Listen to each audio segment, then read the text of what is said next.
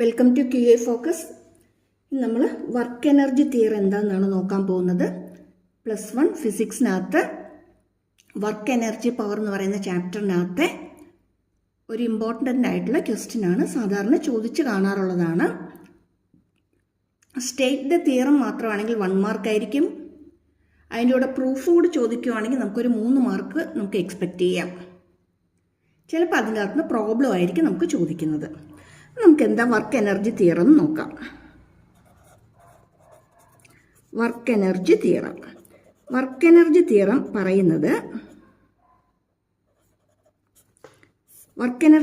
പറയുന്നത് എന്താന്ന് വെച്ചാൽ,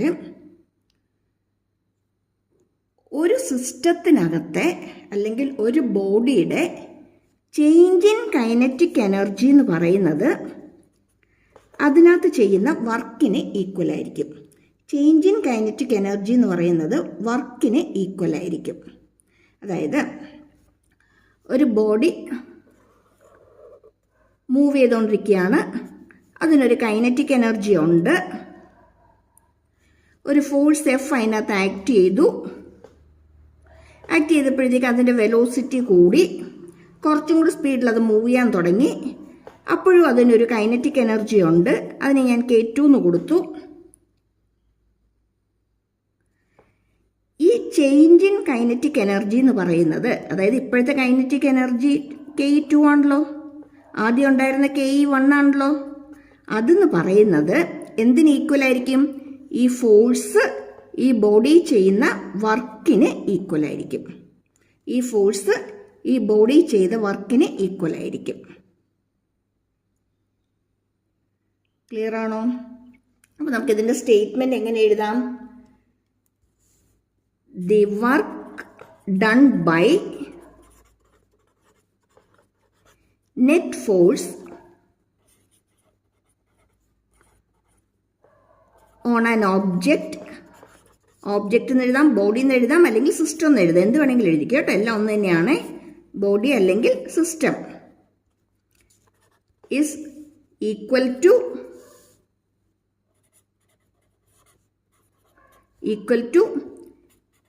the change in kinetic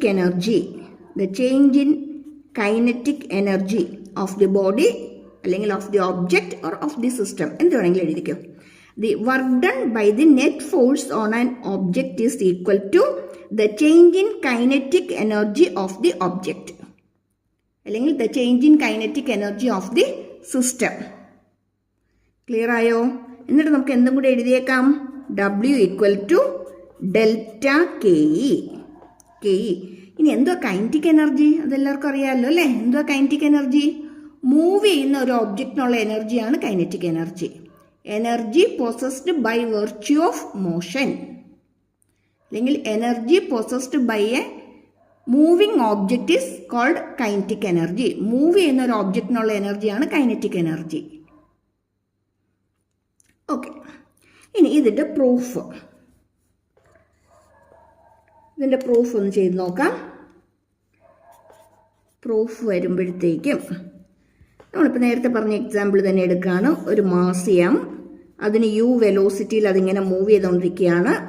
അതിനകത്തേക്ക് ഒരു F ഫോഴ്സ് അപ്ലൈ ചെയ്തപ്പോഴത്തേക്കും ഇതിൻ്റെ വെലോസിറ്റി V ആയിട്ട് മാറി. ആ ടൈം കൊണ്ട് അതൊരു S ഡിസ്റ്റൻസ് അവിടെ മൂവ് ചെയ്തിട്ടുണ്ട്.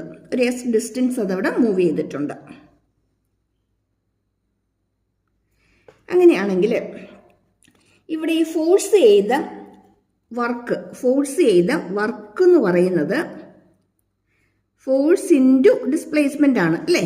FS ആണ്. ഫോഴ്സ് ഇൻറ്റു ഡിസ്പ്ലേസ്മെൻ്റ് ആണ്. ഫോഴ്സിൻ്റെ അതേ ഡയറക്ഷനിൽ തന്നെയാണ് ഡിസ്പ്ലേസ്മെൻറ്റ് വന്നിരിക്കുന്നത്. അപ്പോൾ നമുക്ക് എന്തെടുത്താൽ മതി? FS എന്ന് മാത്രം എടുത്താൽ മതി അല്ലേ? FS ശരിക്കുള്ള ഇക്വേഷൻ എന്തുവാ? F.S ആണ് അല്ലേ? F.S എന്ന് പറയുമ്പോഴത്തേക്കും FS cos തീറ്റ എന്ന് വരും. രണ്ടും സെയിം ഡയറക്ഷനിലാണെങ്കിൽ തീറ്റയുടെ വാല്യൂ 0 ആണ്. cos 0 എന്ന് പറയുമ്പം 1 ആണ്. അതുകൊണ്ട് നമുക്ക് എന്ത് തന്നെ എഴുതിയാൽ മതി? FS തന്നെ എഴുതിയാൽ മതി. അതായത് ഫോഴ്സും ഡിസ്പ്ലേസ്മെൻറ്റും സെയിം ഡയറക്ഷനിലാണെങ്കിൽ നമുക്ക് അവിടെ എന്തെന്ന് എടുത്താൽ മതി? Work done equal to FS എന്ന് എടുത്താൽ മതി. ഒന്ന് എക്സ്ട്രാ ആയിട്ട് ഒന്ന് അറിഞ്ഞിരിക്കാനായിട്ട് പറഞ്ഞതേ ഉള്ളൂ കേട്ടോ. ഓക്കെ, ഇവിടെ നമ്മൾ work equal to F S എന്ന് എടുക്കുകയാണ്. ഇനി നമുക്കറിയാം ഫോഴ്സ് എന്ന് പറയുന്നത് മാസ് ഇൻറ്റു ആക്സലറേഷൻ ആണ്. ദാറ്റ് ഇൻറ്റു എസ് എന്ന് എടുക്കാം.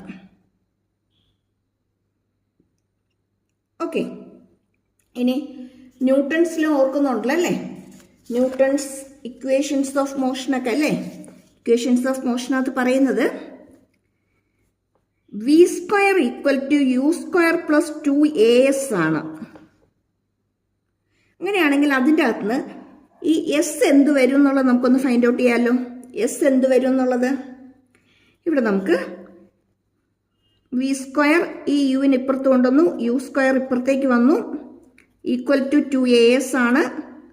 അങ്ങനെയാണെങ്കിൽ എസ് കിട്ടാനായിട്ട് ഈ 2a ഇപ്പുറത്ത് കൊണ്ടുവന്ന് ഡിവൈഡ് ചെയ്യുക അല്ലേ? V square minus u square by 2a എന്ന് വരും. ശരിയാണോ? അപ്പോൾ എസ്സിന് നമുക്കൊരു ഇക്വേഷൻ കിട്ടി. എസ് ആരാ? V square minus u square by 2a ആണ്. ശരിയാണോ? V square is equal to u square plus 2as. അതിൻ്റെ അകത്ത് എസ് എന്തുവാന്ന് മാത്രം നമ്മളൊന്ന് ഫൈൻഡ് ഔട്ട് ചെയ്തു. ഇനി ഈ എസിൻ്റെ വാല്യൂ നമ്മൾ ഇതിലോട്ടൊന്ന് ഇട്ട് കൊടുത്താൽ മാത്രം മതി. എം എ എസ് എന്താ ഇവിടെ നമുക്ക് കിട്ടിയത്? V square minus u square by 2a അല്ലേ? U square by 2a. എയും എയും ക്യാൻസൽ ആവും. ബാക്കി എന്ത് കിട്ടും? M into v square minus u square by 2. M into W equal m into v square minus u square by 2. ഇതാണ് നമുക്കിവിടെ കിട്ടുന്നത്. നമുക്കിതൊന്ന് ബ്രാക്കറ്റ് ഒന്ന് ഓപ്പൺ ചെയ്ത് നോക്കാം. ബ്രാക്കറ്റ് ഓപ്പൺ ചെയ്യാം. അതേപോലെ ഈ 2വിനെ നമുക്കങ്ങ് പുറത്തേക്ക് എടുക്കാം. എം അവിടെയുണ്ട്. ഈ 1/2നെ ഞാനങ്ങ് പുറത്തേക്ക് എടുത്തു. എന്നിട്ട് v square minus u square ഞാൻ അവിടെ എഴുതി. That equal half m. Bracket open ചെയ്യുമ്പം വി സ്ക്വയർ ആദ്യം വരും, മൈനസ് പിന്നെ എന്ത് വരും? ഹാഫ് എം യു സ്ക്വയർ വരും അല്ലേ? ഹാഫ് എം വി സ്ക്വയർ എന്ന് പറയുന്ന ആരാ? ഫൈനൽ കൈനറ്റിക് എനർജിയാണ് അല്ലേ? വെലോസിറ്റി യു ആയിരുന്നു, അത് വി ആയപ്പം ആ ബോഡിക്ക് കിട്ടിയ കൈനറ്റിക് എനർജിയാണ്. ശരിയാണോ? അപ്പോൾ ഫൈനൽ കൈനറ്റിക് എനർജിയാണ്. ഇനിഷ്യൽ കൈനറ്റിക് എനർജി എന്തായിരുന്നു? യു വെലോസിറ്റിയിലാണ് മൂവ് ചെയ്തുകൊണ്ടിരുന്നത് അല്ലേ? അപ്പോൾ യു വെലോസിറ്റി മൂവ് ചെയ്യാന്ന് പറയുമ്പം ഹാഫ് എം യു സ്ക്വയർ ആണ് ഇതിൻ്റെ ഇനിഷ്യൽ കൈനറ്റിക് എനർജി. ഇത് കൈനറ്റിക് എനർജിയുടെ ഡിഫറൻസ് അല്ലേ? Final kinetic energy minus final K E minus initial K E എന്ന് പറയുമ്പം ചേഞ്ച് ഇൻ കെ ഇ ആണ് അല്ലേ? കൈനറ്റിക് എനർജിയുടെ ചേഞ്ച് ആണ്. അല്ലെങ്കിൽ ഒറ്റയടിക്ക് നമുക്ക് എന്തെങ്കിലും എഴുതാം? ഡെൽറ്റ കെ ഇ ആണ്. നമുക്ക് ഡബ്ല്യു ഈക്വൽ എന്തെന്ന് കിട്ടി? ഡെൽറ്റ കെ ഇ എന്ന് കിട്ടി. ഇതല്ലേ വർക്ക് എനർജി തിയറവും പറയുന്നത്? വർക്ക് എനർജി തിയറം പറയുന്നത് work done on a body is equal to change in kinetic energy. The work done by the force on a body is equal to change in kinetic energy. കണ്ടോ, നമ്മൾ prove ചെയ്തു. ഒരു important ആയിട്ടുള്ള question ആണ്, വിട്ട് കളയരുത്, പഠിച്ചേക്കണം കേട്ടോ. ഇപ്പം തന്നെ ഒരു പേപ്പറും പെന്നും കൂടി എടുത്ത് ഒപ്പം അങ്ങ് എഴുതി പൊയ്ക്കോണേ. അങ്ങനെയാണ് ഇതിനെ ബേസ് ചെയ്ത് വരുന്ന ഒരു പ്രോബ്ലം നോക്കിയാലോ. The velocity of a body of mass 20 kilogram changed from 15 meter per second to meter per second. Velocity ആണ് തന്നിരിക്കുന്നത് അല്ലേ? From two. അപ്പോൾ ഇത് ഫൈനൽ വെലോസിറ്റി ആണ്. ആദ്യം എത്രയായിരുന്നു? 15 മീറ്റർ പെർ സെക്കൻഡ് ആയിരുന്നു. Initial velocity 15 metre per second ആയിരുന്നു. അതിപ്പോൾ എത്രയായിട്ട് മാറി? 25 മീറ്റർ പെർ സെക്കൻഡ് ആയിട്ട് മാറി. ഫൈനൽ വെലോസിറ്റിയാണ് തന്നിരിക്കുന്നത്. When a force of 5 Newton applied on it, calculate the work done by the force. അവിടെ ഫോഴ്സ് ചെയ്ത് വർക്ക് ഫൈൻഡ് ഔട്ട് ചെയ്യാനാണ് ക്വസ്റ്റ്യൻ തന്നിരിക്കുന്നത്. നമുക്കറിയാവുന്ന ഇക്വേഷൻ എഫ് ഇൻറ്റു എസ് എന്ന് എഴുതും, പക്ഷേ എസ് തന്നിട്ടില്ല അല്ലേ? പിന്നെ നമ്മൾ വിയും യു ഒക്കെ വെച്ച് എസ് കണ്ടുപിടിക്കാനായിട്ട് പോകും. അങ്ങനെ ചെയ്യരുത്. പെട്ടെന്ന് എന്ത് ഓർമ്മ വന്നോണം? Work done equal to change in kinetic energy ആണ്. മാസ് ഉണ്ട് അല്ലേ, മാസ് തന്നിട്ടുണ്ട്, വെലോസിറ്റി രണ്ടും തന്നിട്ടുണ്ട്. പിന്നെന്താ എളുപ്പം? കൈനറ്റിക് എനർജി കണ്ടുപിടിക്കാനാണ് എളുപ്പം അല്ലേ. അപ്പോൾ ചേഞ്ച് ഇൻ കൈനറ്റിക് എനർജി കിട്ടിക്കഴിഞ്ഞാൽ നമുക്ക് അവിടുത്തെ എന്ത് കിട്ടിക്കോളും? വർക്ക് കിട്ടിക്കോളും. ഓക്കെ, വിയും യു ഒക്കെ വെച്ചിട്ട് ഇനി എസ് ഒക്കെ ഫൈൻഡ് ഔട്ട് ചെയ്ത് അങ്ങനെ അങ്ങ് പോകരുത് കേട്ടോ.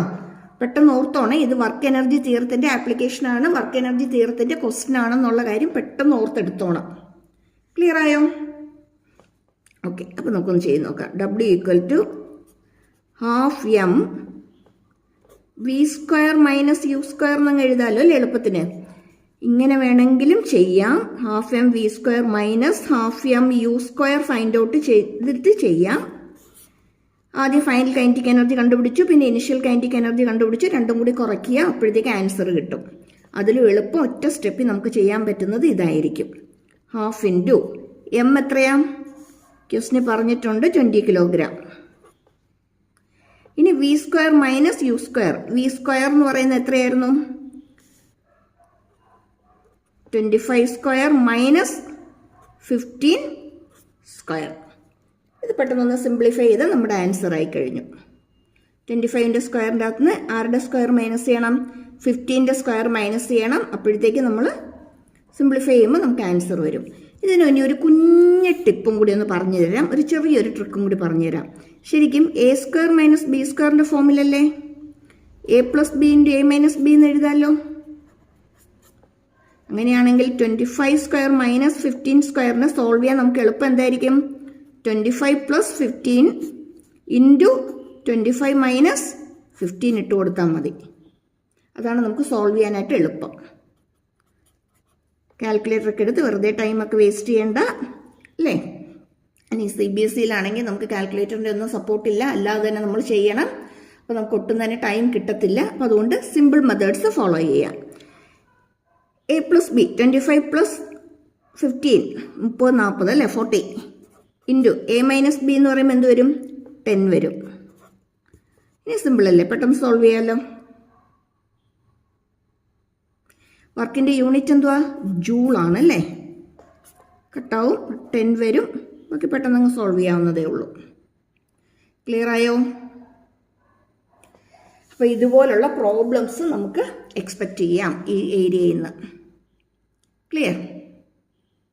അപ്പോൾ താങ്ക് യു ഫോർ വാച്ചിങ്. ഇനിയും കൂടുതൽ ടോപ്പിക്സിൻ്റെ ഇതുപോലെ ഇമ്പോർട്ടൻ്റ് ആയിട്ട് എക്സാമിന് ചോദിക്കുന്ന ടോപ്പിക്സിൻ്റെ അതിൻ്റെ കറക്റ്റായിട്ടുള്ള ആ എക്സാമിന് ചോദിക്കുന്ന അതേ പാറ്റേണിൽ തന്നെ ക്വസ്റ്റ്യൻ എങ്ങനെ വരും, അതിൻ്റെ മെത്തേഡ് എങ്ങനെയൊക്കെയാണ്, സാധാരണ ക്വസ്റ്റ്യൻ ചോദിക്കുന്നത് ഏത് രീതിയിലാണ്, ഇപ്പം തിയറം സ്റ്റേറ്റ് ചെയ്യാൻ ചോദിക്കാം, എൻ്റെ കൂടെ പ്രൂഫ് ചോദിക്കാം, അതേപോലെ തന്നെ പ്രോബ്ലംസ് വരാം.